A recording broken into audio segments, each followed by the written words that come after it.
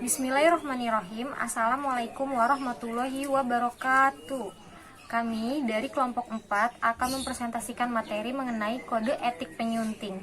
Sebelum kami mempresentasikan materi kami akan memperkenalkan diri terlebih dahulu.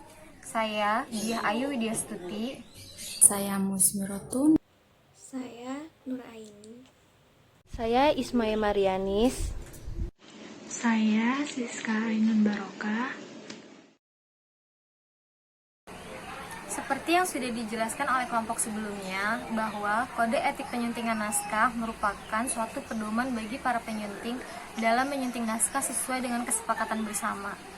Memahami kode etik berarti seorang penyunting sudah harus tahu apa yang boleh dan apa yang tidak boleh dilakukan ketika sedang menyunting. Selanjutnya, saya akan menyebutkan beberapa kode etik penyunting. Yang pertama, tujuan utama seorang penyunting adalah mengolah naskah hingga layak terbit sesuai dengan protokol pembakuan yang sudah digariskan dan dipersyaratkan. Yang kedua, seorang penyunting naskah tidak boleh memenangkan suatu pendapat miliknya atau orang lain. Yang ketiga, seorang penyunting wajib menilai kelayakan suatu naskah secara subjektif dan sejujur mungkin. Yang keempat, seorang penyunting hanya bertanggung jawab terhadap bentuk formal penerbit. Hanya penerbitnya lah yang bertanggung jawab penuh terhadap isi dan segala pernyataan dalam karangannya.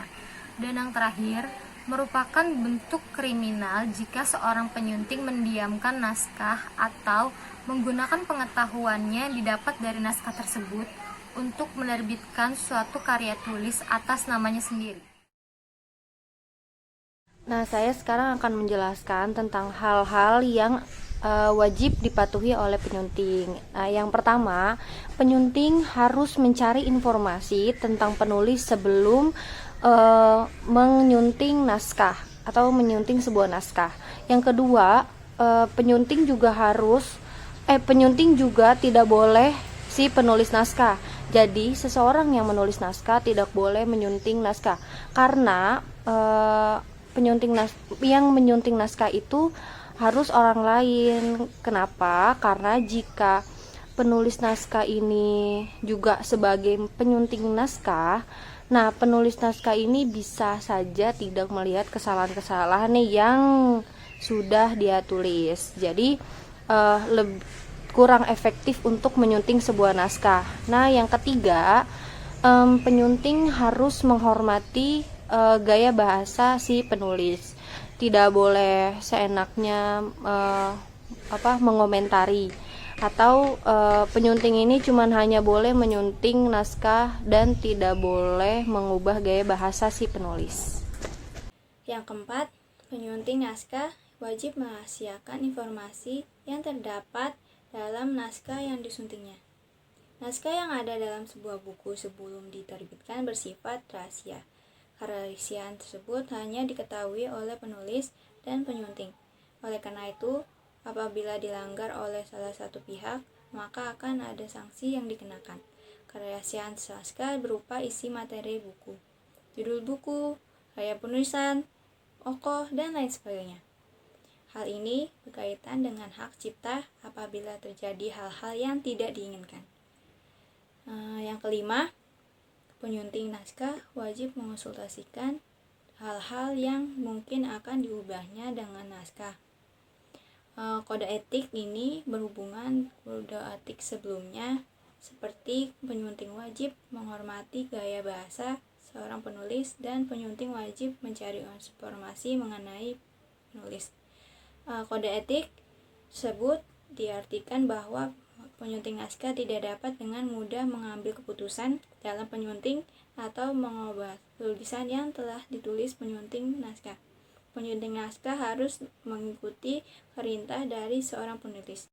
Dan yang terakhir, nomor 6. Penyunting naskah tidak boleh menghilangkan naskah yang akan atau sedang atau telah disunting. Penyunting naskah pada kode etik ini diharapkan dapat bekerja secara sistematis, teratur, dan berurutan. Hal ini dikarenakan tugas penyunting naskah sangat sulit diselesaikan apabila tidak secara sistematis. Banyaknya kertas-kertas naskah yang akan dijadikan buku ini juga dapat hilang apabila bekerjanya tidak teratur dan teliti. Macam-macam penulis. Setiap naskah yang masuk ke penerbit, ada tempat di mana naskah tersebut akan hinggap di meja editor. Dari tangan editor ini pula, sebelum melakukan penyuntingan naskah, ia dapat mengenal 3 macam penulis yang berkaitan erat dengan tugas yang akan dilaluinya. Yang pertama yaitu penulis profesional, yang kedua penulis semi-profesional, dan yang ketiga penulis pemula. Oke, selanjutnya saya akan menjelaskan tentang penulis profesional. Apa sih penulis profesional itu? Penulis profesional adalah seorang penulis yang mampu membuktikan produktivitasnya. Ketika ia mampu meningkatkan kesadaran, konsistensi, keprofesionalannya, maka ia pun akan naik daun sehingga ia akan mendapatkan penghargaan dari orang-orang yang membaca tulisan dari si penulis tersebut. Dari penulis profesional ini, tidaklah semua orang yang mampu menguasai profesi ini. Hanya orang-orang tertentulah yang mampu menguasainya. Maka dari itu, saya ataupun mahasiswa yang lainnya, alangkah baiknya meningkatkan atau menumbuhkan budaya dari keprofesionalannya sejak dini. Saya akan menjelaskan tentang penulis semi-profesional. Penulis semi-profesional yaitu penulis yang pengalamannya agak kurang dibanding penulis profesional. Nah, penulis semi-profesional ini memungkinkan menulisnya masih banyak kesalahan. Nah, di sini peran penyunting itu sangatlah penting karena lumayan banyak naskah yang sudah ditulis.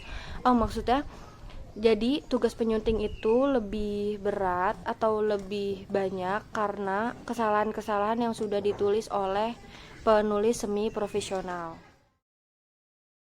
Penulis pemula atau penulis amatir.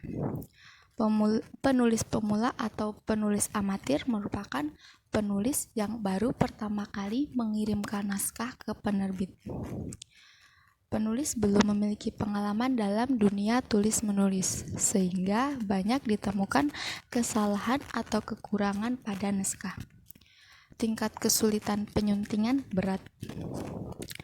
Lambat merevisi, masih banyak yang dipikirkan atau belum fokus dalam penulisan, belum tahu cara mendekati penerbit dengan langkah cepat dan tepat.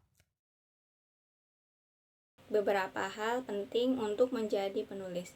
Yang pertama, jangan pernah melakukan plagiat karena bisa merugikan penulis aslinya dan juga dapat merugikan dirimu sendiri jika terus melakukan penjiplakan atau peniruan karya tulis orang lain. Yang kedua, jangan takut dengan penolakan naskah karena itu ada suatu proses menuju keberhasilan dan bisa membuat kita semakin percaya diri terhadap karya kita sendiri. Yang ketiga, jangan malas membaca, karena membaca dapat menambah kosakata kita dan memperluas wawasan kita. Yang keempat, temukan karaktermu. Kamu harus mengenal dirimu dengan baik untuk tahu tulisan apa yang cocok dengan stylemu. Yang kelima, duduk dan selesaikan naskah. Yang keenam, jangan tajam hanya karya orang lain, tapi tumpul dengan karya sendiri. Yang ketujuh, jangan lelah mencari jalan publikasi untuk naskahmu. Yang kedelapan, hargai rekan kerjamu. Yang terakhir, sayangi pembaca. Sekian presentasi dari kelompok kami. Kurang lebihnya mohon maaf. Wassalamualaikum warahmatullahi wabarakatuh.